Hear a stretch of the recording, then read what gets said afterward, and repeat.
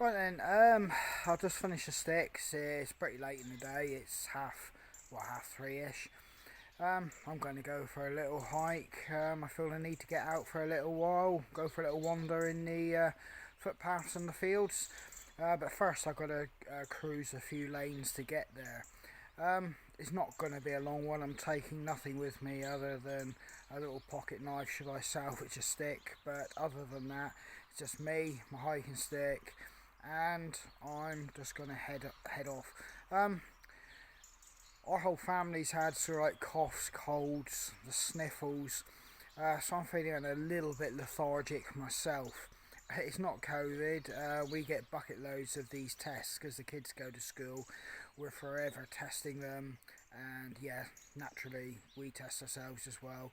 And it's not COVID, thank God, but you just got to put that in now, haven't you? If you mentioned about illness, but I'm feeling lethargic anyway, so it's going to be a slow, gentle plod. I'm not looking to break any records or do any speed walks. It's just basically me out plodding about. So I'm about to head on out. I've just left our village, and I've got, should we say, a couple of 100 yards outside of it, and this view here is the view facing east, where my back garden faces north. So basically, from my place, I'm always looking that way out the back hedge, but now I'm looking this way, and you can see the lay of the land, how it rises and continues rising to what years ago would have been a down. And this valley drops down to a woodland and to one of the major arterial rivers in our area. In the bit running by the hedges down there, it is extremely marshy and boggy, and this also helps in the creation of those fog and mist banks that I sometimes put on the videos, which you can see, and they track up from the woodland all the way along the valley, following the damp ground, obviously heading back up there towards our house. So it's always interesting to look at the lay of the land when you're out walking and understand how the shall we say natural world does actually work around you, because it is quite fascinating when you get used to it. Dotted around the countryside, you will still come across little churchyards, and or should I say graveyards, which the church and any properties associated with it have been built up in now. But they're still quite fascinating, and quite fascinating to read what's inscribed on the gravestones. And it can be a harsh reality lesson on basically how hard their lives were and life expectancies.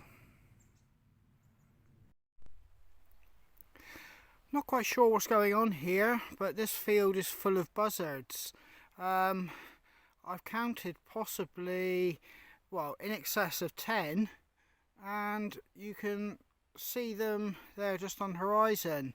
Not quite sure why they're all in that field together, because they don't usually group together in that sort of numbers. Something's obviously bringing them here. I would stay and watch, but I have to make tracks. You can just see there's two there, both left and right of the screen, and there's one just there by the trees, bringing it round to the centre of the screen. Flock of I believe starlings just gone over, but yeah, it's a very still, quiet day. I'm not quite sure what these birds of prey are all doing together anyway. This bit of lane is always wet, and there's always a trail of water running all the way up, and it makes its way down into the fields again. The source of that, if you can see it, is a natural spring. There is actually a little old trough there, which the farmers would have obviously used for water for their cattle, but you can just see the water trickling down in there. If I can get rid of some of this vegetation, obviously the ferns love it, You can just see it there, that being the trough down there, and you can just see the water trickling down over there. Even in the driest of summers there's always water there, and this bit of road is always wet. When I'm out with the kids, sometimes we have a little sort of like kind of a game where we see what we can see and try to identify anything that's been moving over the ground. You can quite clearly see we have horseshoes, so there's a horse been along here. Tractor, well obviously you're going to have tractors here in the countryside, but also you can see the telltale signs of a push bike that's gone through. And if you follow the horse tracks up, you start to then see footprints and the print of somebody's sole of their shoe or boot. So that's 4 different things that's been passing over here you can readily see in a very short space of time. So it's always fun for the kids. Then we try to do a bit more in depth, like with deers, dogs, cats, birds, and you can eventually start to build up quite a big picture of what's going on. The kids like it, and it's relatively easy if you're not trying to target specific species and just go for an absolute general. The kids find it quite interesting. Here's a very well defined track. You would be struggling not to see this, but as you can see it goes up through there. Now, I personally believe that's badgers. The reason I know that is I have seen badgers running down this lane. And there's another clue why I believe it's badgers, and I'll just show you that just around the corner of this lane up here. You can quite clearly see this time of year the farmers have been doing their work to their hedgerow systems, and within the left of centre you'll see a big pile of debris in the middle of that field. I'm sure it'll probably end up as a bonfire, or the biggest of it, the wood, will go back to the farmhouse to heat the house. But yeah, this is the time of year when hedgerows are, shall we say, managed before the worst of the winter, and basically when obviously they're legally allowed to do it because of birds nesting. And on top of that, yeah, to get on the ground before it gets too wet, because the tractors will make one hell of a mess later on in the year if they were doing it. This old oak tree, at a quick glance you'd think it's still carrying a vast proportion of its leaves, but it's quite deceptive, because if you give it a bit more than a passing glance, you can see all its leaves have gone bronze and they're pretty much done. They've had their time, they're coming down. And that green is just a sea or a canopy of ivy that's coming up from the trunk. It's only this time of year you realise how invasive ivy can be on some particular trees, that you just walk by and never give a second thought. But yeah, that tree, although it's not at a point where it's being strangulated, it won't take many more years. So, but it will be sad to lose that oak, because I would say, just looking at that, it's been there 50 odd years, that sort of size. But yeah, you can see the contrast, bronze and then the green. Here's a slight curiosity to, should we say, this lane. As you can see, there is a small bank bit here. That's another dividing hedgerow to a field in there, but there is a sizable little wedge of land, and it gets slightly wider. In there it has quite a lot of burrows. Now, I've run this when I had to run for a previous occupation to pass tests each year. I used to run this road, and quite often in the dark, and you'd hear things scurrying and running beside you and running through the hedgerows, and yes, it was badgers. Obviously I'd spooked them as much as they were spooking me, and they were diving for cover and trying to get back into their burrows. Now, there's one interesting thing here. and I haven't checked it out or looked at it yet, but I'm hoping it's still here. I'll have a quick look and I'll show you. Here you go, you can get a quick glimpse on how much ground is there. It's a nice little bit if somebody wanted to have a little bit of a, shall we say, a vegetable patch. Yeah, there's a hole just there. Another one there, that's well not been used. That one there, quite evident. Another one in there, if you can see it. You can just see it there. Another one in there. Yeah, so there's plenty of holes, and this is what I believe is where the source of the badgers were coming from. But what is interesting here is that there is some sort of box contraption thing here. Not sure what it is. There is a tag and a ticket inside of it. It does say do not touch. So yeah, I don't know what that is and what that reference to this location is for. Yeah, perhaps I should check it out online when I get home. But anyway, this obviously was the area when I was running and it was dark. I would be hearing all that scurrying, and suddenly this like thing would dart out in front of me in the dark, grunting and groaning, and be diving into the hedgerows to get back here. So, but I don't really see much sign of active holes, so you know what the situation with them here anymore is, I don't know.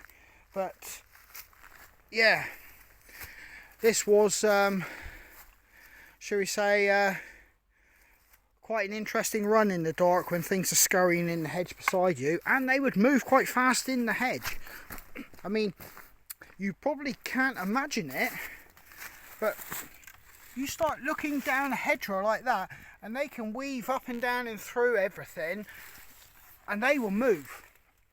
They will move.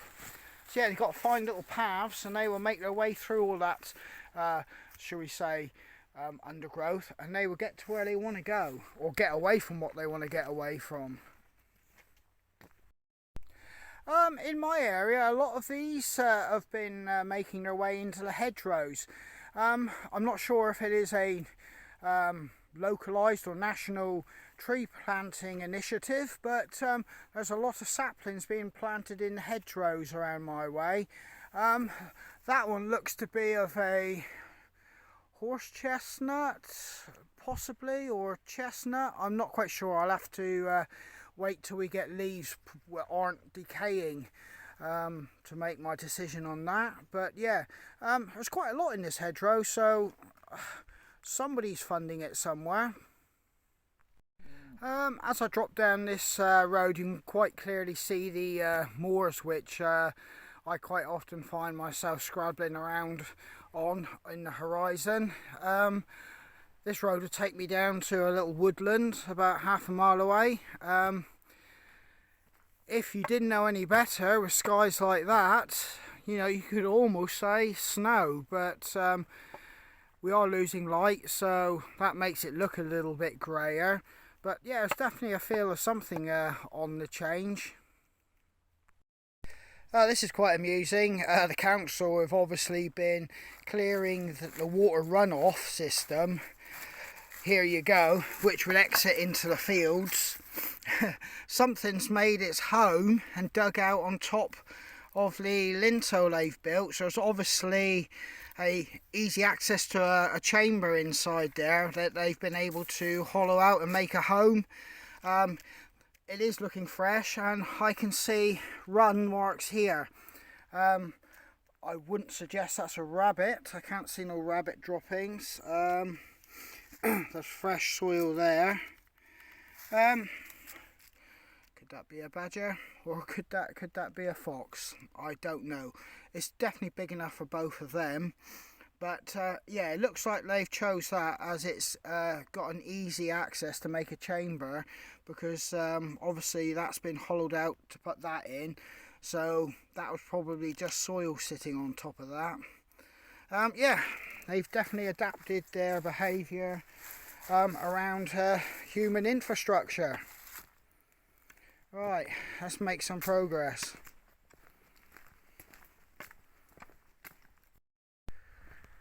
As I'm walking down this lane, some people might say, why do you want to be out last light or dusk? But it is just so peaceful and quiet. It really is. I can hear the crows getting ready to roost. Lights going. It just feels really still and quiet. You don't even get that during the early mornings. This is the time of day where you get that sense of total quietness, and it is unmatched. There's a nice little woodland here just off the lane with a very small stream running through it.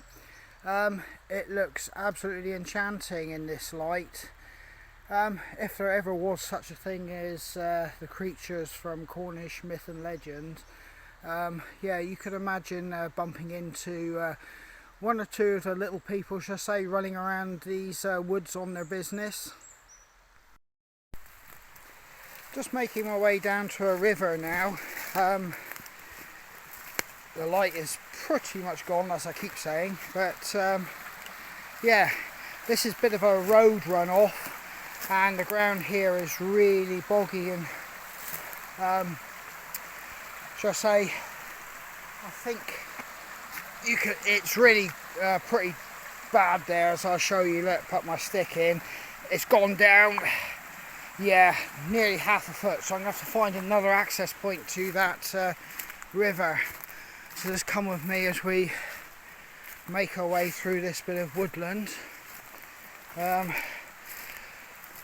This time of year has cleared it a bit now, but we still have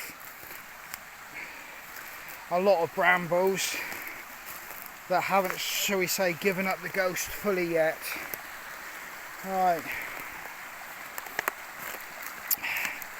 I'm doing my level best, as you've probably gathered, not to disappear up to my waist in a murky mire of mud, rotting leaves and everything else. There you go, we made it down to the stream. And there it is, coming back down through that bit of woodland that we tried to get access over there, but it was just too boggy. You can probably see that field there, and if you look hard enough you might see in the distance the brow of the hill. That might not look too far, but it is literally, I'd say, a good quarter of a mile uphill if you were to stagger up over these fields in a direct line. This river, when it really does flow in the winter, will have white water coming down it. I'm not saying it's comparable with some of the things you see on YouTube, whitewater rafting, but yeah, it really does hammer down through. It is a steep little bit of a valley here. You can just hear a, I believe it's a crow.